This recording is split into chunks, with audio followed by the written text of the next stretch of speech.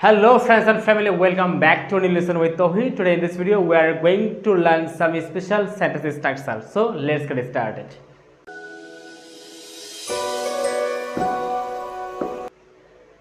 Tohi English House এর পক্ষ থেকে আপনাদের স্বাগত জানাচ্ছি। আজকে আমরা শিখব মাত্র 5টা সেন্টেন্স স্ট্রাকচার দিয়ে আমরা কিভাবে হাজার হাজার সেন্টেন্স স্ট্রাকচার বানাতে পারবো। তো চল শুরু করা যাক। আমরা প্রথম এখানে যেটা দেখছি subject plus know plus how to plus ভার্বের বেস ফর্ম। অর্থ হবে কিভাবে করতে হবে। I know how to teach, আমি জানি কিভাবে শিক্ষা দিতে হয়। I know how to swim, আমি জানি কিভাবে সাঁতার কাটতে হয়। তাহলে আমি জানি কিভাবে পড়তে হয়। I know how to read, আমি জানি কিভাবে লিখতে হয়। I know how two right, আমি জানি কিভাবে দৌড়াতে হয়। I know how to run. এখানে আমাদের মাথায় রাখতে হবে সাবজেক্টের পরে একটা নো দিতে হবে, তারপরে হাউ টু, তারপর ভার্বের বেস ফর্ম। অর্থ হবে কিভাবে, আমি জানি কিভাবে পড়তে হয়। I know how to read, আমি জানি কিভাবে খেলতে হয়। I know how to play. দ্বিতীয় যে রুলস দেখবো আমরা subject plus know plus how to be plus ভার্বের বেস ফর্ম। এখানে হওয়া বোঝাবে, কিভাবে হওয়া বোঝাবে। যেমন দেখি আমরা I know how to be a teacher, আমি জানি কিভাবে শিক্ষক হতে হয়। I know how to be a doctor, আমি জানি কিভাবে একজন ডক্টর হতে হয়। আমি জানি কিভাবে একজন প্লেয়ার হতে হয়। I know how to be a cricketer or I know how to be a player. অথবা আমি জানি কিভাবে ফুটবলার হতে হয়। I know how to be a footballer. এই যে বিষয়গুলো, তাহলে যখন কোনো কিছু হওয়া বুঝাবে যে আমি জানি এটা কিভাবে হতে হয়, সেই ক্ষেত্রে আমরা ইউজ করব subject plus know how to be plus ভার্বের বেস ফর্ম। আমাদের 3 নম্বর যে রুলসটা লিখছি আমরা এখানে subject plus want to plus be plus extension. অর্থাৎ হওয়া কিছু বুঝাবে।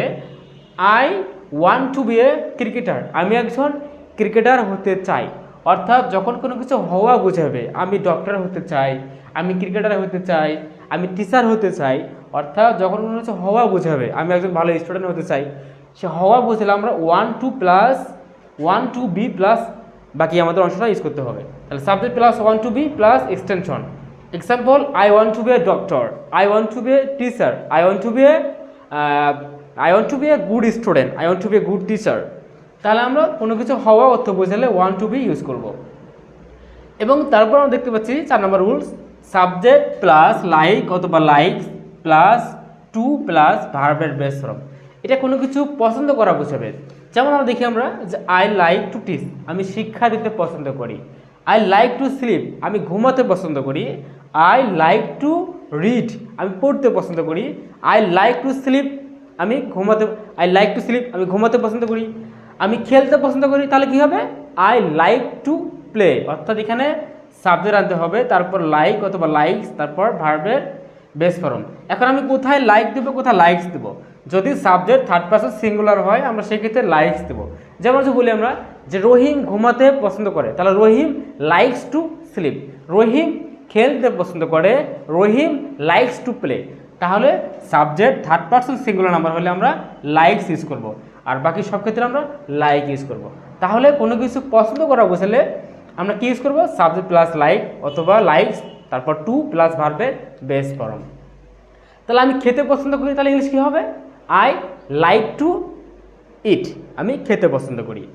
এবং সর্বশেষ যে রুলসটা আমরা দেখবো এখানে আজকে আমরা যে subject plus will be able to plus ভার্বের বেস ফর্ম। অর্থাৎ কোনো কিছু পারা অর্থ বোঝাবে। যেমন আমরা একটা এক্সাম্পল দেখি আমরা I will be able to make the work, I will be able to make the work. অর্থাৎ আমি কাজটি করতে পারবো। তাহলে আমি পড়তে পারবো, I will be able to read, I will be able two read, আমি পড়তে পারবো। আমি খেলতে পারবো, I will be able two read. আমি শিক্ষা দিতে পারবো, I will be able two teach. আমি স্পোকেন ইংলিশ শিক্ষা দিতে পারবো, I will be able to teach spoken English.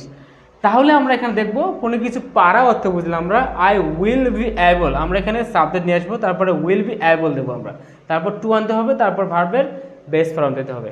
আমি আবারও বলতেছি subject plus know plus how to plus ভার্বের বেস ফর্ম। কীভাবে করা বুঝাবে এটা I know how to teach, I know how to play. অর্থাৎ আমি জানি কীভাবে খেলতে হয়, কীভাবে সাঁতার কাটতে হয়, সেক্ষেত্রে আমরা subject plus know plus how to use করবো। তারপর আমরা লিখছি যে কীভাবে হওয়া বুঝাবে। আমি জানি কিভাবে একজন শিক্ষক হতে হয়, যে I know how to be a teacher. তাহলে এখানে আমরা বি ইউজ করবো, কোনো কিছু হওয়া বুঝে আমাদেরকে বি ইউজ করতে হবে এখানে। তারপর আমরা দেখতে পাচ্ছি যে বিষয়টা যে হওয়া বুঝতে, যে I want to be a doctor, আমি একজন শিক্ষক হতে চাই। I want to be a doctor. I want to be a teacher, আমি একজন শিক্ষক হতে চাই।